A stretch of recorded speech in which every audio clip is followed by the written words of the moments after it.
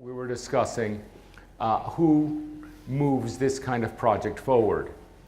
And the initial assumption is that actually, if you look at the subsidiary chart, it looks like it's the port district, primarily. However, the port district, while somebody like Tim gets up in the morning and says, how do I kick this ball forward? Every day you have to kick the ball forward. He's pretty busy already. Okay, Tim is busy, and he may need some release time, or somebody else might have to come in to do it. But I don't think that developing a project is at all part-time. I have never seen a project go forward that has a part-time person. So, somebody needs to be here full-time. I do hope that it's Tim, but that's just my opinion because I've been with him all the time, and he's been to Miami several times. He's seen our projects. We've spent hours talking. But there needs to be somebody that goes forward every day. Now, that does not mean that he can do it without consultants. Particularly, I think, an engineering consultant in the early days is going to be terribly important.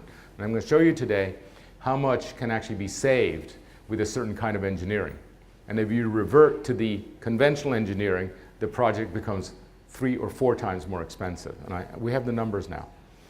And so Paul Crabtree, who's the engineer that we brought up, who is here, there's Paul, has for now 4 or 5 years proven to me that he's a real engineer that doesn't just read the tables, but actually calculates things. And he is one of the people actually who has been looking closely at the old-time engineering. The way that we used to do things when we didn't have any money, when we were smart, and stuff that still works. And that requires knowing old manuals. He's also actually kept going back and back and back, and he's been studying British imperial engineering. Like, how did they get one guy and say, go to Uganda, here's a little manual, tell us when the railroad is finished, you can come back then. Raise the money, train the people, do the surveying, build the railway, and come back. And that's the way it used to be. British imperial engineering was fantastic. Local label, local stones, etc. And he studied that. And the kind of, there's asphalt in Scotland that's 100 years old in terrible weather, and he knows about that. But anyway, so we definitely need Paul, probably at the beginning. We probably need somebody that is pretty much like me, but for one thing. Okay, the kind of developer that creates a community is actually not, it's certainly not a municipal function, but it's a kind of role which is closer to a town founder. It's actually a lot more like Brigham Young. Let me explain that. That's why I want to do it. No. What Brigham Young did, Brigham Young settled 730-something places in the West, and none of them failed. He withdrew some of them later. He closed them up because he didn't want to, he had to control politically Utah, so he had to bring the people back. So he had one state left. But basically, the reason that he succeeded is that he would assemble the society that was necessary to succeed. And most of the West consisted of a bunch of miners and a bunch of women of low morals coming out, like 6 miners and 6 women, full-service women. And that was not sustainable, because what happened was that people didn't know how to do things.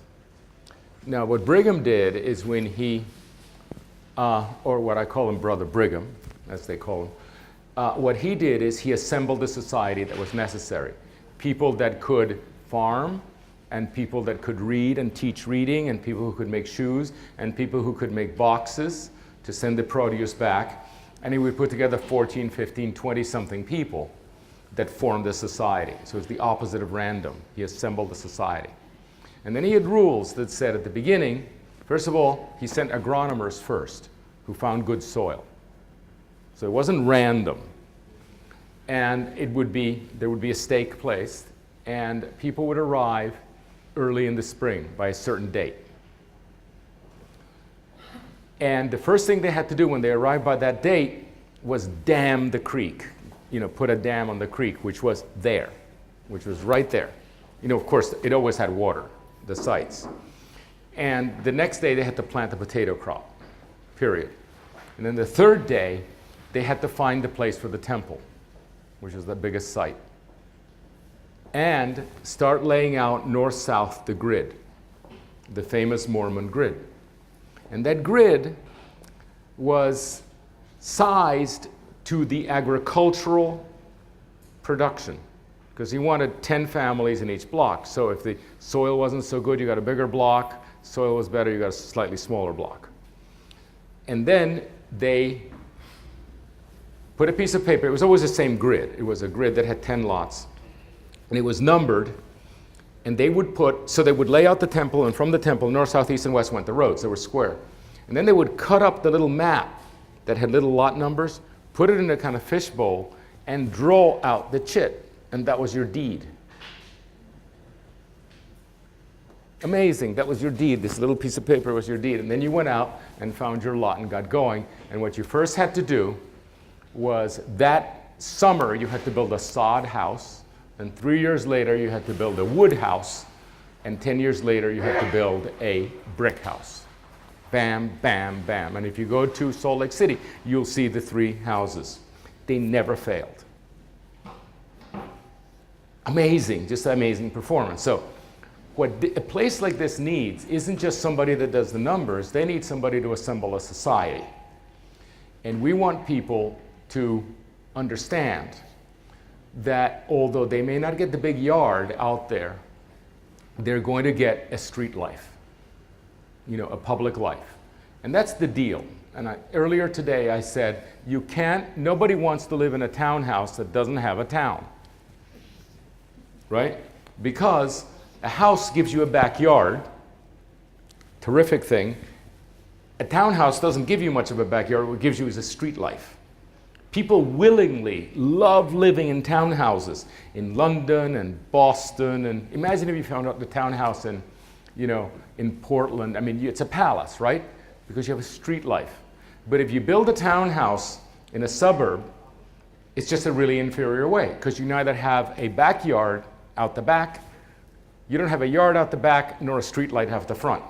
So basically, it's a holding tank, because you can't afford anything else, which is why townhouses in the suburbs are so inferior. Nobody likes them. You get neither back nor front.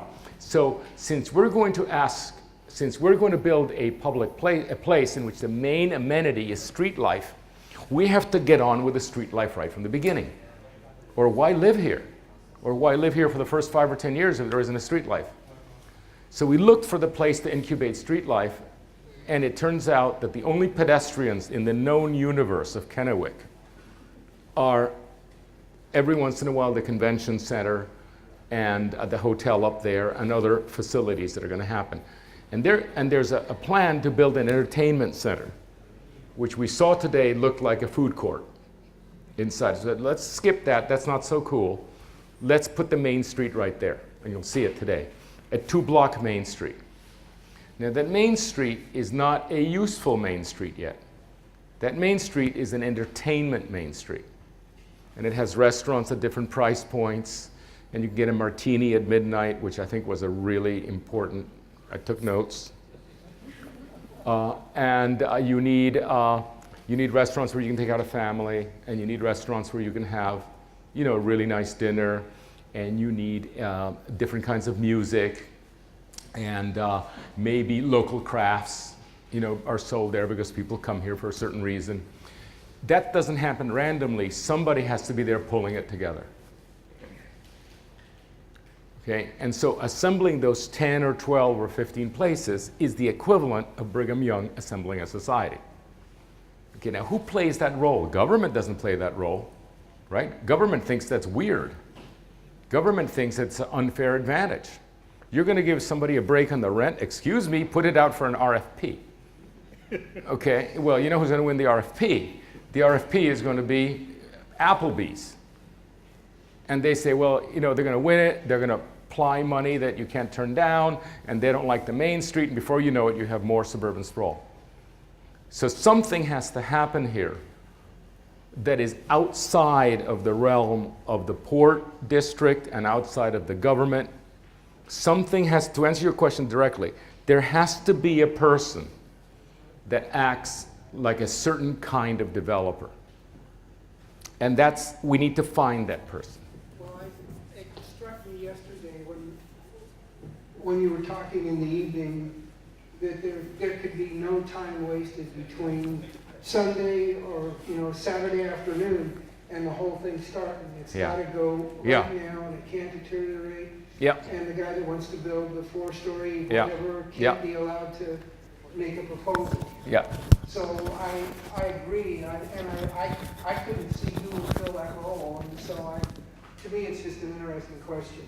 That role was pioneered in the case of my life with Robert Davis, the developer of Seaside, who inherited a piece of land, not unlike the port. The port has a piece of land pretty much free and clear.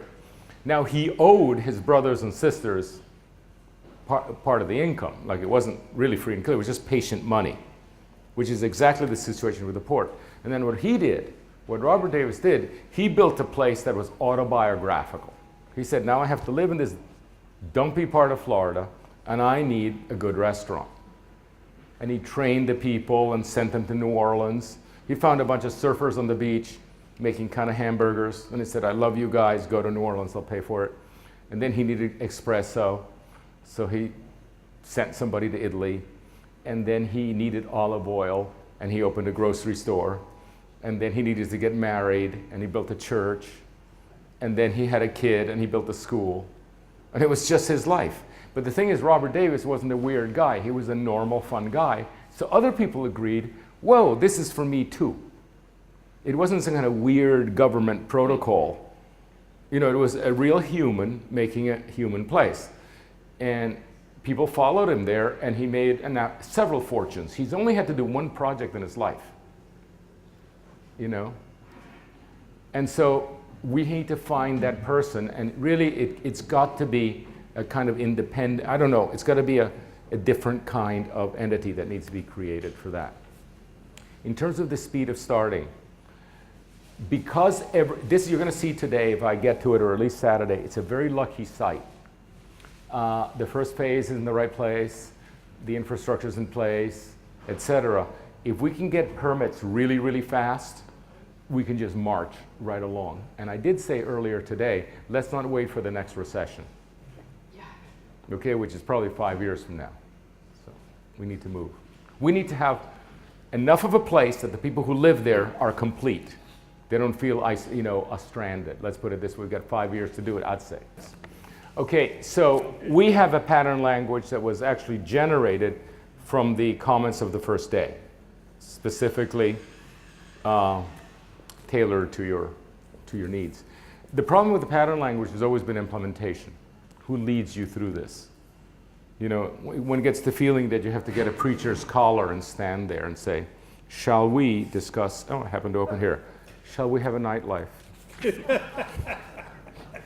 Shall we have a nightlife? And then you discuss, most of the city's activities close down at night. Those which stay open won't do much for the nightlife of the city unless they are together. Okay? Would we bless that pattern? Say yes, and then you move on. It's perfect. This book could not be more perfect. But who implements it? That's always been the flaw. One of the things that we do, our intention is the same, but we key it to the homeowners association documents. We actually put teeth behind it. If you buy here or open a business here or so forth, you're welcome to not do it, you can buy somewhere else. But if you do, these are the rules, and you sign right here with the purchase contract. So we need to catch people in the purchase contract about what you do. And those are called the form-based codes that we basically invented, 25 years ago. They're much simpler than this. By the way, the difference between a code and a pattern actually is only that the code gives orders. It doesn't explain. Just do it. The reason this is so thick is that it's persuasive. It tries to persuade you. A code just says do it. And by the way, if it's a nice code, it says you have an appeal if you don't want to do it, but that's it. So codes are much slimmer. So that's the. Now, we have not discussed this, whether this is going to be an HOA, but I think you have to catch people at the point where you get the deed, where you buy. However, that doesn't mean, how do we control the infrastructure and a lot of things that are before the land is sold? That's I think what I was discussing earlier. The master developer as opposed to the builder or the business owner. And we're not worried about it. We're dealing with it. We're trying to deal with it elegantly. Let's put it this way. Maybe pioneer a method as well. Any other questions? There must be. Something about the method. I'm going to sort of show you behind the green curtain. Most planning processes say it's too early to tell. It's too early to tell. You ask the questions, it's too early to tell. What that does is that disempowers you because it says shut up until later when I'll tell you. Okay? I never do that. The day I got off the airplane, I knew exactly what to do. Okay? Or somebody told me exactly. I'm always making direct propositions. This is what we're going to do. Because what I find is that that's what catalyzes response. I want you to, as early as possible, see what I would be doing, and I'm very firm about it, but I also turn on a dime. So I would say, this is what we're going to do. So don't be afraid if it's here, if I say this, if you don't like it, you tell me, and we just absorb it. Like, for example, I told you yesterday that the plan we think is the best plan is exactly the opposite of what I thought was the best plan yesterday. Because somebody made the case that the trenching was so much more efficient and the drainage was so much more efficient and we saved so much more money on the infrastructure that, basically I had put the fronts on the drainage swales, and now we have the backs on the drainage swales. It's the exact opposite. But I had a proposition, and so, I make a pretty straightforward presentation, but know that we still listen and turn very quickly. But that's the process. By the way, the other part of the scam of most consultants is it's too early to tell. We're just taking notes, and then they come back and say, oh, it's too late to change. There's no interim period. And I'm not kidding, it's exactly what it is. And every DOT guy does that. They learn it in first year. Okay, so these are slides you've seen before. This may be, and I went much more, by the way, I went much longer yesterday because I wanted a record.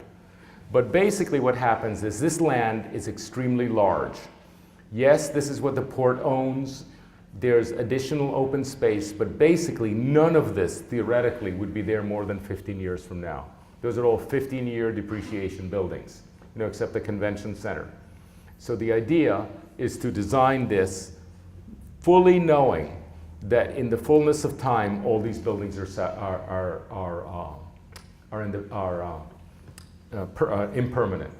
But that doesn't mean that we want to wake up every dog by frightening them by saying we're going to put a street across your front yard. You may not know that the work that you all did the first day actually became a beautifully illustrated book that we have around. These are the patterns that we learned on, I don't know whether it was Friday or Thursday. And it looks like this. It looks like a Christopher Alexander book. There's the pattern. They found an illustration and wrote it up very nicely. I was quite surprised. They worked all night to do it. This is not a sore point at all, but it's almost the only way to do it. There is a civic center here, which currently consists of the conference center, convention center, and it consists of the hockey rink, and it will consist of a couple of other nice things like the natatorium, I think it's called that, right? Natatorium, and the Performing Arts Center. There's a jealousy between the three cities. If you get it, I don't get it. The crab's in the bucket. No crab's going to get out. It's going to be pulled down by the other. So you don't vote for things. This is the perfect place to have it. Everything meets here. But if it is the purview of Kennewick exclusively, these civic facilities, the other cities will fight them. So one of the proposals I made yesterday, which by the way has not been contradicted, even though it's a pretty decisive proposal, is that there be a civic center here that is actually governed by all 4 cities. And I made the analogy of Berlin after the war. You have the French zone, the American zone, et cetera. Just this area, just the area where it happens. So it belongs to everyone, even though it happens to be at the geographic center. And I know Pasco actually wanted the natatorium, but it's not at the center of things. This is the center. So that's a proposal. And for the rest, I'd just like to point this out to you. This is the site, and this is Portland. This is the site, this is the superblock, and this is the entirety of the downtown of Portland to the same scale. Okay? Everything that you know about Portland fits in it down to the river. So it's a huge capacity that seems like nothing because it's so essentially badly planned. It's so underutilized. And what we'd like to do is that we admire Portland extravagantly. We'd like to take this part and in its way make it as terrific as Portland, particularly first generation Portland, 21st Street and so forth. That's everything, and it fits on this site, which shows you the power of really good planning. It's just, there's a huge multiplier effect. This is the site that we did in order to, for the 930 something page report that led to the decision to make this a neighborhood instead of an airport. And it's a plan that is, it's a very, very good new urbanist plan with squares, very high degree of connectivity on the site, and then it takes certain streets and connects them back to the city, to the super block. There's nothing wrong with this plan, except, as we discovered, it requires the demolition of all the runways. And so we said, could we do a plan that was similar to this, and I showed them to you yesterday, but that keeps that wonderful paving that you have there. So, and we learned the following, and I'll show you that later, that plan, if you keep the paving, you save $2 million in demolition, and you save $5 million in road building. So just off the bat, by modifying this plan to respond to the existing paving, we're $7 million ahead. That's a huge amount of money. And then, of course, we did other things that saved quite a lot. Now, there's another problem with this plan, which is it's a plan that I consider to be a kind of 20th century plan when things were going so economically well, and there are 3, 4, and 5-story buildings. And buildings such as these cost a lot of money for just 100 feet or so, sometimes as many as $12 to $15 million for 100 feet of front. And what we want to do is have long main streets, not a couple of tall buildings. If you can do a couple of tall buildings, there are already 4 little tall buildings being built, not far from here in front of the mall. We've seen them, right? Those little 4-story buildings. They're very expensive, and you don't get an urbanism. We need to start with the inaugural condition of lower buildings, just like Portland on 21st Street. Okay?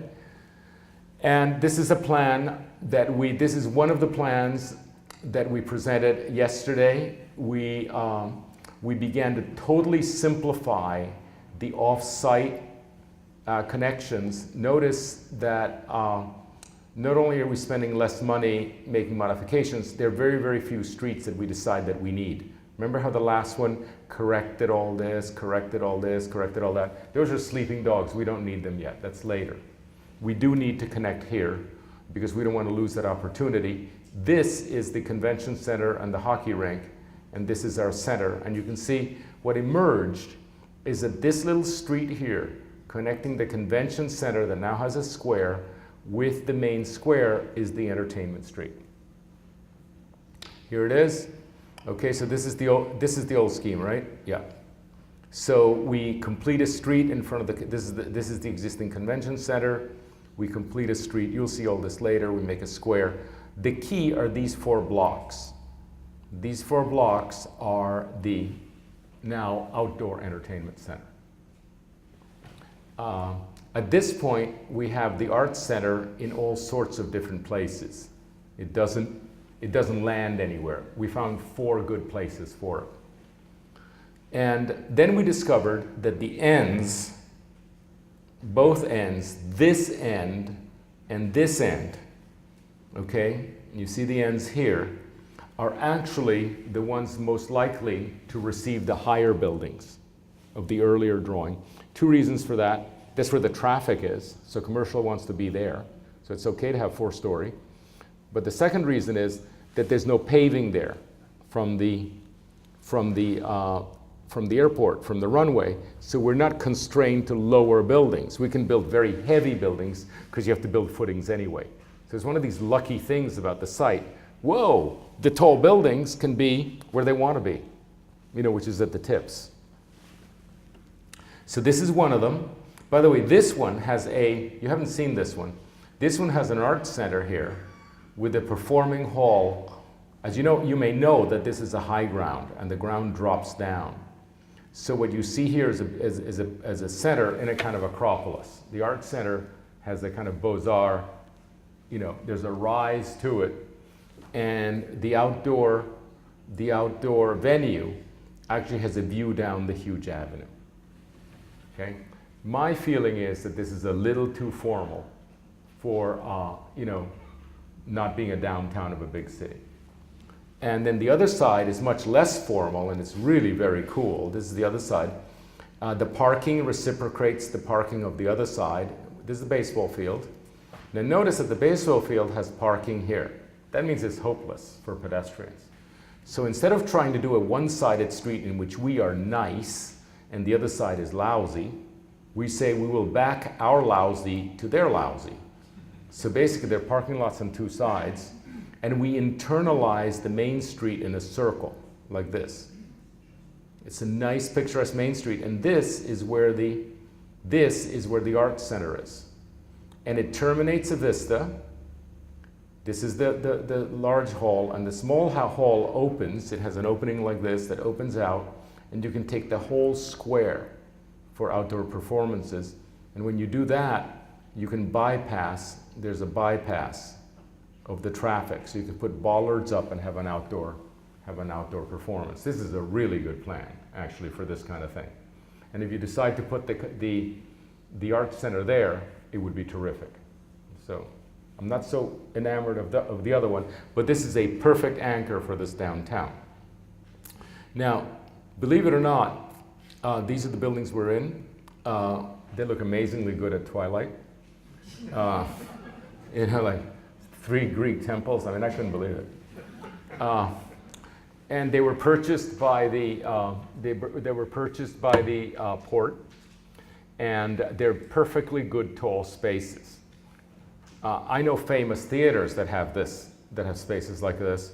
So one of the things we did is, instead of waiting for the climax condition of the $20 or $30 million theater, why don't we go ahead and use these, take them apart, and assemble them in an artistic way to actually make a temporary theater that begins to actually incubate the audience. So at some point, when the theater is when the art center is successful, it will make a lot of sense to receive the funding and float the bond. Right now, it's unproven that actually they're capable of sustaining.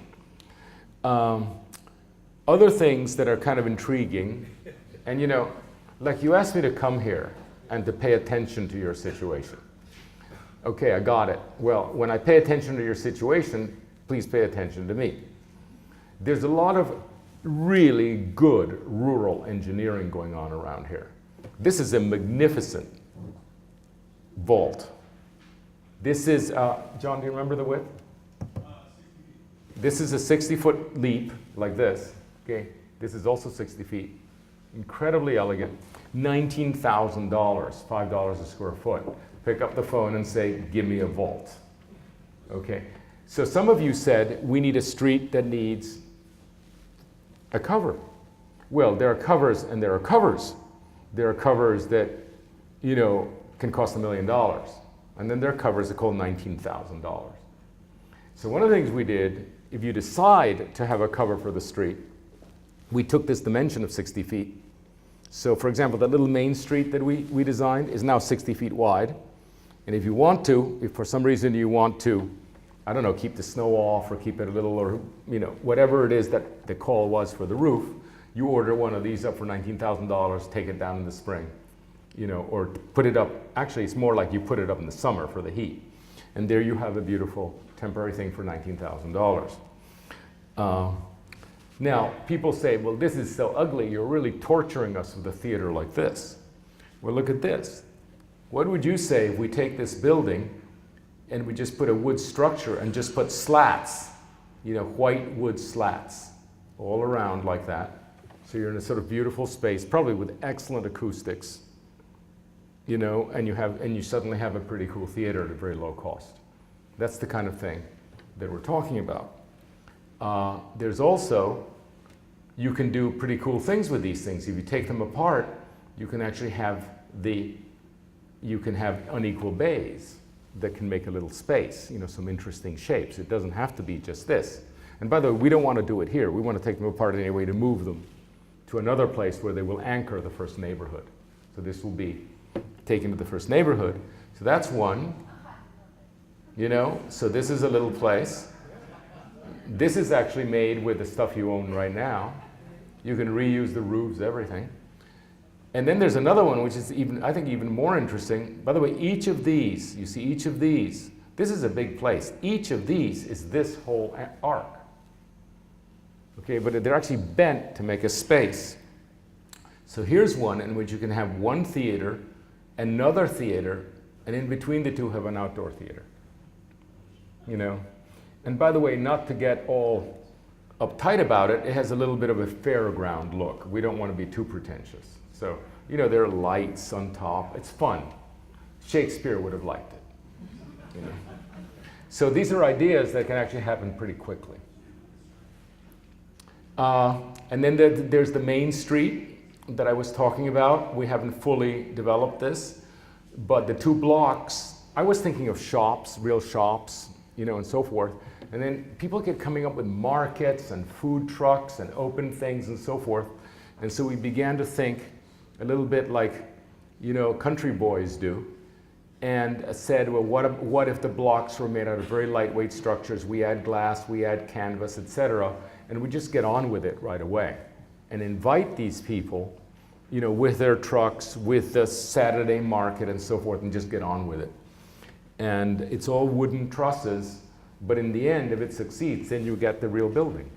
So, and this is very much 19th century, Brigham Young thinking. You just get on with it, and in 5 years, if it's successful. Don't worry, if it's successful, somebody's going to want a permanent structure.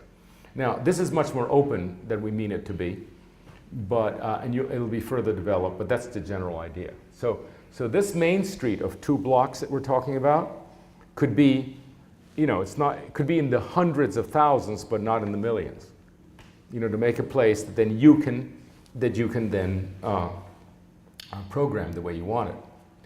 And of course, what I was showing was no, this is another scheme. These are the earlier schemes. Okay, and this is a scheme that shows the pavement and the open space. And this is the study that Matt did of the Mormon towns all over the West. And this is a study that Matt did of what happens when you have a super block and you write a few rules, but not too many rules. And somebody might develop it this is a super block here, right? In the Mormon way, you could develop it this way, all small and nitty-gritty and messy, and then you could also develop it with apartment buildings and townhouses. So one of the things that interests us is to downstream the decision making, because this is a very big project. We don't know how it's going to go, but if we actually, instead of designing tiny little blocks, we design bigger blocks, it will have that variety, and people will choose different ways to live. So this is a generic Matt proposal on the Mormon principle of the very large block that can be subdivided to 6 blocks, 4 blocks, 9 blocks. It can be made into a village. It can be made into a college. It can be made into a shopping mall. This incredible flexibility that Salt Lake City has. This for me is the key drawing. This is the pavement, incredibly thick, magnificent pavement, probably 24 inches thick. It can hold airplanes and buildings and cars and everything. And there are two schemes. One is, there's one scheme in which every building and every car is on the asphalt. Okay, that's the one that builds the least, but is the least expensive. There is nothing added to the open space. There's a second scheme in which the cars use the asphalt and the buildings are built on green. You know, so the buildings have to build their footings. And then there is the last scheme, which and by the way, I like those two. They were kind of my ideas. But of course, and I thought, remember I spoke to you and I said, this is exhaustive. There's only 3 ways to do it, right? You either ignore the asphalt or you put the asphalt on the, there's one I didn't realize, which is you put the cars on the open space and put the buildings on the asphalt. And the open space is the utility corridors with, you know, the drainage. See, my ideas, my stupid ideas, covered the drainage. So we had to make pipes, so we had to cut the asphalt anyway, which is now completely stupid, but I didn't realize it. But if you actually use the long green spaces to actually trench, put the utilities, you're only cutting through dirt, and you leave the good stuff intact, and it still drains. And so that's the scheme that is so much more efficient than the others that it's the only one we're going to develop, because the savings are astronomical. Okay? And we have ideas about building on the asphalt, which you saw earlier. These are the various schemes that you saw earlier, you know, that I just described. We do what we call the fuselage, which is, this is the section on the site, and then what you deliver in terms of infrastructure, and then what happens, okay? So here's the site that you inherit, a wonderfully valuable piece of land. No native species left, nothing. Nature is gone, it's a brownfield. Second, you have really good pavement, right? And it's an orderly pavement. It isn't a mess like a parking lot in a mall, you know, with all their wiggles. Really orderly. And so this is what the port owns. This is what the master developer delivers. And then this is what the private builders build, you know, which are the buildings. And those are the three, so there are three players here. And there are different ways to do them. Actually, this is the drawing that proved to me that my idea was not as good as this one. And different ways to plant trees. We're really working on this kind of stuff. And what you see here is interesting. It's parametric. We're not going to give a single dimension. We say between 6 and 10 feet, or between 8 and 12. All the dimensions, which means, interestingly, that although it looks very rigid in plan, there is wiggle room. And something which you will not see in the West. People are going to be able to actually wiggle the buildings, like in the medieval cities that so many people have mentioned. All it takes is a very slight wiggle, and things look very picturesque. There's enough slack to do that. So this code is going to be parametric, and you'll see what that looks like when you develop it. Okay, this is the only thing that counts, how much it cost. Okay, check this out. In a T&D is a traditional neighborhood development, which is a walkable development, you know, like the first one before we got here. It's what we usually build, T&Ds. The cost per linear foot of the street is $915. The alley is $249. So in a T&D, it's $1,164 per linear feet. What we're proposing, and this is fully costed out, is $385 per linear feet. Very little. The cost per acre is $225,000 per acre as opposed to $75,000 per acre. Does anybody have a battery? Anybody bring a battery? $75,000 per acre. The cost per unit, therefore, if you're going to sell a lot, the cost per unit is $6,000 or $18,000. Just the cost. So imagine. You can actually sell a lot for $18,000 and make $12,000. Because if to make any profit, you would have to sell the 18 one for 24 or 30 to make the equivalent of money. So we're really talking about twice the cost to the builder. twice the cost, which drives everything else up, because if you spend this, the rest has to happen, etc. And then the cost per acre is 4.5 million. The cost per 20 acres on the conventional is 4.5 million or 1.5 million. Our first phase is 20 acres. Infrastructure cost is $1.5 million. Just change, So what's stopping us? The only thing is stopping us if somehow the engineers say we can't do it. But everyone we've talked to, including the utility purveyor, is fine with it. So we're looking for something to happen, and we don't know where it's going to come from. But this is such an incredibly doable project. It's the most, you really have to try hard to ruin it.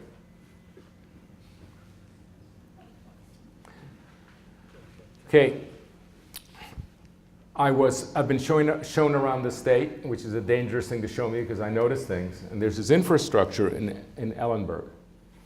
And I was fascinated because it's very elegant infrastructure above the alley. And what you see here is, first of all, clearance for all the trucks. Then the transformers are up here instead of sitting around here. And all the pipes and wires are above. What that means is that you can put these things up in the alleys and not over-design. The problem is that when you don't know what the density is going to be, you've got to put the stuff in because you're burying it for the maximum density. So you have these, these connections everywhere every yay feet.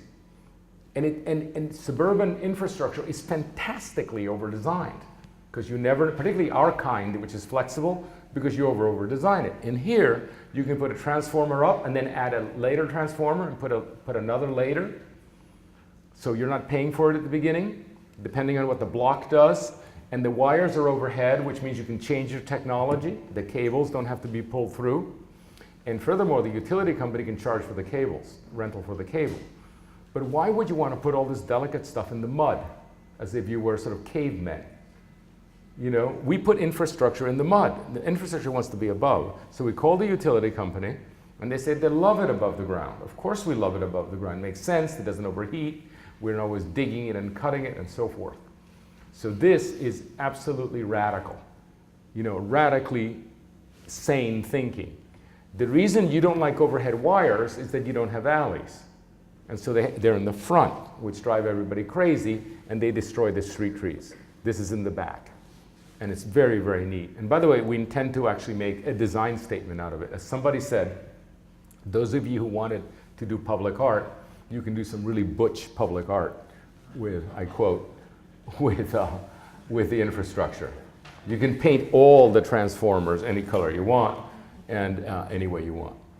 So here it is in detail. This is you can either have very dense housing like this. These are footprints with lots of head-end parking in the back. These are the two lines of the infrastructure running behind the alley. So you can actually choose to make a block full, right? This is a street, this is a street, this is a cross street. You can do apartment buildings or shops, or you can do townhouses and houses and just switch back and forth and just add the transformers. Incredible flexibility. And above all, you don't have to be doing it at the beginning. There's a lot of pressure to put it all in at the beginning, and we're going to push really hard that you don't do it. It kills your flexibility. This is the plan, fundamentally as it sits now. The developable areas are in yellow. You have a street. These are the major streets. As you can see, they continue to connect. This is the main plaza, etc. And the infrastructure runs on these two very, very neat, actually very neat trenches, which already exist. And so these are the I believe these are the major streets. These are the minor streets. Now, a couple of things happened here. We're pretty tight on the outer edges, right? We're pretty tight on the outer edges. And on the outer edges, the two support runways exist straight. So we're going to pay attention to them. But at the center, it's much wider. And when we put buildings along them, we can have a lot of slack. That's where you can do the slack, right? which means that uniquely in the West, every person that does a building can actually decide to pull back and put a tree or rotate slightly. In other words, completely the medieval condition in which everybody has a chance to alter slightly the element. And you can see, I think, slightly here, how we began to draw really a wiggly, so there's one wiggly line in the middle that takes up the slack. And this is the kind of thing we're talking about. Okay, this is a grid, an American grid, right? You see it, it's not bad, Portland, nice little Portland blocks. But you can never, you never have a terminated vista. You never, there's nothing at the end, ever, which is of course what makes Europe delightful. The opera house in Paris, the cathedral, etc. This will allow us to make that wiggle. Do you see this wiggle? The streets come in straight, and then there's this wiggle. The same elements, arcades in a church. Look at that drawing. This is from Leo Creer. Fantastic terminated vista. And you can see how the manipulation allows that. Now you could never do this ahead of time because the engineer has put in the road, and the road is straight. So you're screwed. Got Portland, thank you very much. But this pavement is like paper. It's really wide. And you can put your footing wherever you want. So people can come in. Now, I'm not thinking that most developers are going to have any good ideas, don't get me wrong. But in negotiation, you say, what's our role going to be? Well, once you have 2 or 3 buyers for a block, and they figure out their footprint, you send them over to us, and we'll wiggle them artistically, until actually they learn to do it. And we've never done this before. No one has ever done this before, in modern times, because the infrastructure is too rigid and too independent. So for me, that's fantastically exciting. Oh yeah, you saw this. Remember I made a thing about why firemen need 24 foot width? Because they have to open the doors and they're fat, and their butts are from butt to butt is 24 feet. Okay, and that's one of the reasons. It says, why, if your fire engine is 7 feet wide, do you need 24 foot clear? And somebody did a drawing like that. And of course, that's not necessary. For example, today I heard there's some city somewhere, what city, that actually has the access to the, where? Oh, Honolulu has much narrower streets because the trucks they bought have all this stuff in the back. So they can actually do that. But we now have our streets, very wide streets, being driven by situations like this. Boys with their really big toys, which they love. I understand. So the books say that, and one of the things we'd like is to actually screw the book, actually. Although it's getting harder and harder and harder, because they see us coming. Oh, there come the new urbanists. Whoa. And they apply vaccinations. But I believe you have a new fire marshal, by the way. And I think actually, I'm just saying this for the first time, right? We heard today there's going to be a new fire marshal. Very important who you interview. And I think you should get some recommendations of open-minded, people who have read the latest books and who understand how things really work, and not somebody that is kind of a drone that, has gone to the latest fire equipment sales conference, where the bigger toy is available. We're going to keep a free way of 24 feet, just like the fire marshal wants. We'll keep it free, but there's no rule that says we can't wiggle it. Understand? So I wasn't going to complain, I was going to comply, but it wasn't going to be straight. It was going to be a wiggle, and that's not impossible. I'd prefer 20 feet, but 24 is not impossible. So lo and behold, look at what we're doing. This is what can happen. Even if this is the dullest buildings, boxes, and by the way, most buildings in Europe are just boxes with windows. They're just stone boxes, but they're incredibly picturesque. And this is something that's now possible in this project because we keep the pavement. And the whole idea here is that you actually keep 20 foot clear. But notice how the trees are not, they're irregular, they're circumstantial, people pull in, people pull out, etc. It's really wonderful. And then back here is where the overhead utilities are running. So this is, this will be a memorable place. And very quickly, look at how great that looks, and that was just done in a few hours.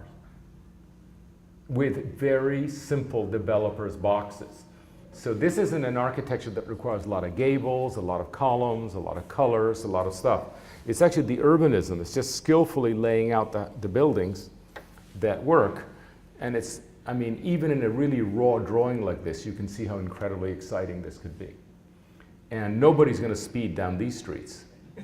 You know, there are going to be cars, but it's going to be perfectly safe for children, dogs, and doddering old men, which actually are more common than you want to know.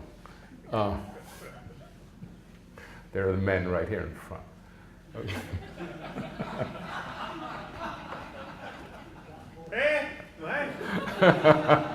You're making fun of me? Okay. Who takes decisions? The theory of subsidiarity, I had the chance to really describe it yesterday. The theory of subsidiarity is that decisions should be made at the most local level that can competently make it, because they're smarter. Bad developers decide everything at the beginning.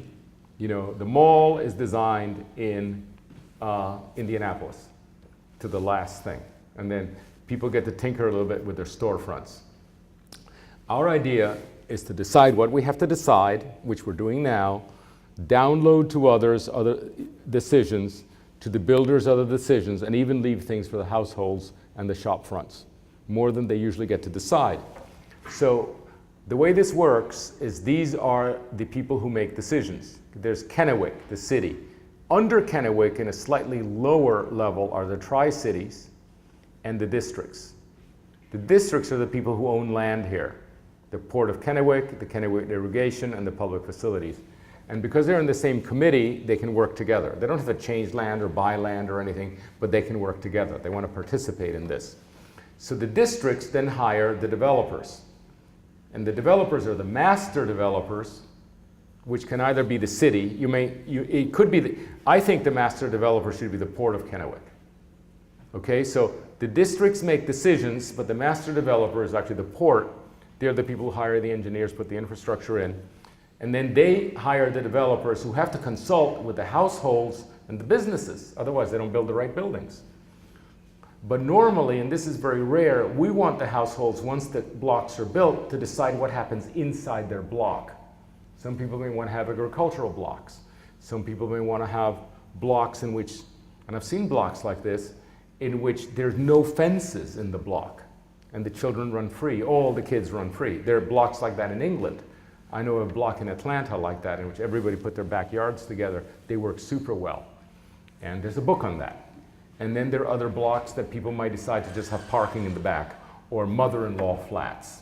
So instead of deciding now everybody can build a mother-in-law flat and people get kind of upset, each block can decide what they do in the back. And it only affects that block. And then the storefronts are always very interested in what happens in front, you know? But every block is different. Some blocks want more parking, some blocks want diagonal parking, some blocks want 20-minute parking meters, some blocks want two-hour parking meters, some blocks don't want trees, they want awnings. Well, let's not write a single rule. Let's just say we have the ability to convene each block and the blocks can decide. And that's real subsidiarity. You sort of pass it on down. And so the decisions to be made are here, and this is a very short list. We need to make a longer list. Decisions on infrastructure. And then the people who make decisions are here. Okay, so for building, it's the developers, the households, and the businesses. For civic buildings, which are the art center and so forth, it's Kennewick and the districts, right? We're not confusing anybody, okay? You don't get a chance. You know, this is run by a couple of people who are actually chartered to do it. The public spaces in this place, who runs it? Well, of course, the district does, but you know, the developers have a say and so do the households. People can decide whether they want a playground or not. You know, I'm not gonna place a playground if this block ends up being a bunch of old people, right? If they're not your grandchildren, they're not nice. We all know that. But other people may want a playground. So who are we to decide where the playgrounds go now? Although I've been doing it all my life. I'm always deciding ahead of time where the playgrounds go. That's not the way it goes. In fact, you might observe that kids don't even like playgrounds. What they like are alleys, actually. It's a lot more fun, and they're messier. And so what I've learned in all my years of practice is a real planner only decides what they have to, and then they decide who decides, rather than deciding. So you put it off until later. And so at the beginning, this might be a certain kind of town, and then it might evolve into another one. This might start like a single-story town. You know, we're starting out, a lot of courtyard buildings for older folk, and then it gets exciting, and the real estate goes up, and then it's townhouses, and then it's and look, 4-story apartment buildings. Duani told us you could never build a 4-story apartment building, and here we're building 4-story condos. He was wrong. Yeah, he was wrong, but actually he was smart enough to let you decide later, because you never know how it goes. And so that is the idea. By the way, we can start doing anything if we're smart. You know, just first generation planning. In New York, they're using this beautiful aluminum scaffolding to form arcades over cafes. Okay, so you say, now we have a problem. I've been sitting around saying, I understand that this place is really hot in the summer. I don't believe it, but I understand. I mean, really hot, 104, hotter than Miami. Obviously, it's really cold in the winter. So I asked one of the local people here, and they said, what do you do about windows? And I said, oh my God. He said, I'm from a place of short porches. We can never decide whether we want sun or shade. And then I thought, what about if every spring you put up scaffolding in front? And I'm not talking about your grandfather's scaffolding. This is beautiful aluminum scaffolding. You put up scaffolding to form a solar, or, you know, to cover up all the cafes, you know, real shade. And then in the winter, you take them down, store them, and in comes the sunlight. That's an idea. Probably doesn't cost more than an awning. And by the way, it's a very cool look. Okay, this isn't somebody said, don't give me Santa Fe, got it. This is much cooler. And this is from New York. There are also some very cool architects who do things like that with this is Bolin, Chewinski, Jackson, up here in the Northwest. Unfortunately, they're Seattle architects and it's wet there, not dry, so we need to keep looking. I am told that, that it's the same climate as Denver. Well, if it's the same climate, one of our best towns ever is Prospect in Denver. And by the way, Matt, you've been there. Next time let's have photographs of Prospect. There is an architecture. You put them here? No, okay, next time we'll show them at the end. But there is an architecture that you develop naturally that is cold climate, cold, dry climate. So let's talk about that. But there's some very talented architects around, that's the truth. I don't see why they can't. By the way, you can't afford these guys for every building. But every once in a while, you seed.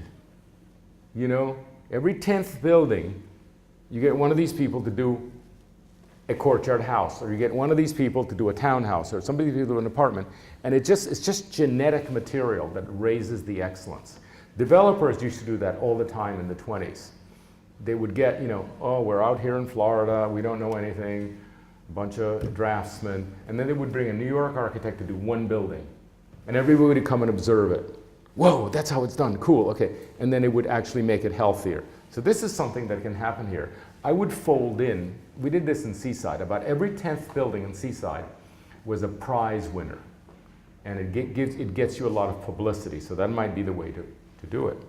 Certainly not for everything. This is the kind of work that you can see. This is probably, you know, one of the Microsoft executive houses by this one. And you can see there's nothing wrong with steel and wood.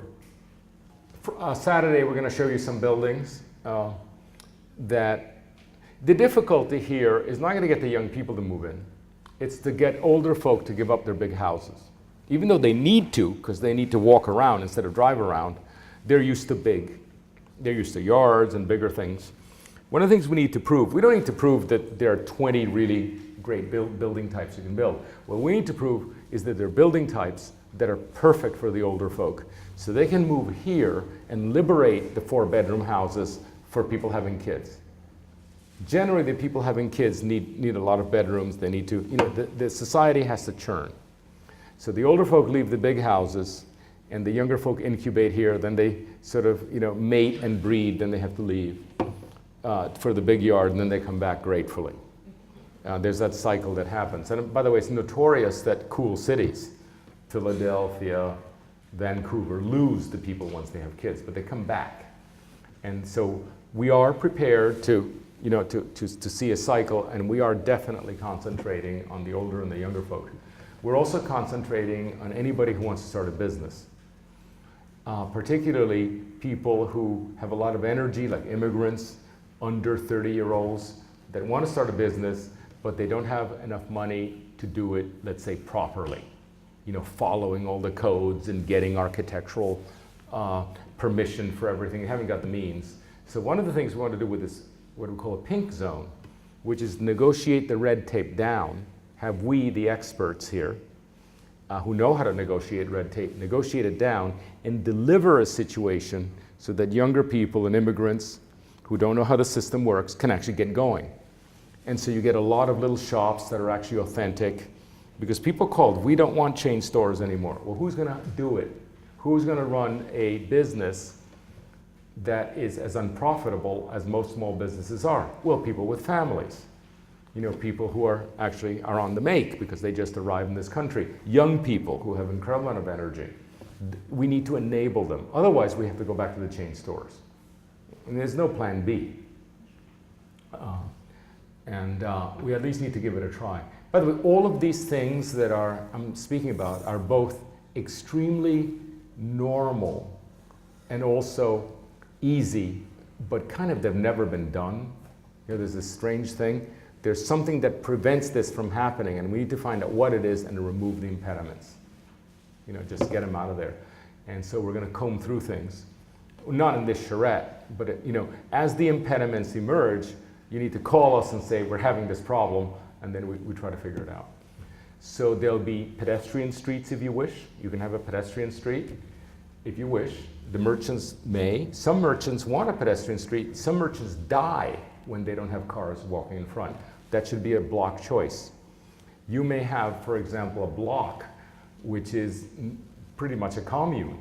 You can even have an agricultural commune in the back, and that's your social center. And then other people will have a pool, and other people will, as I said, anything you want just about is possible here. And I'm not deciding, but I think we want to enable people to decide. It's a whole new thing, because society has become actually, I must say, quite repressive. The standards of behavior are really, really, you have to be pretty perfect these days. And I think it drives a lot of fun-loving people out. Okay, so tell as many people as possible to come Saturday. What time is the presentation Saturday? 3 o'clock. 3 o'clock. Okay, that's a good, no excuses.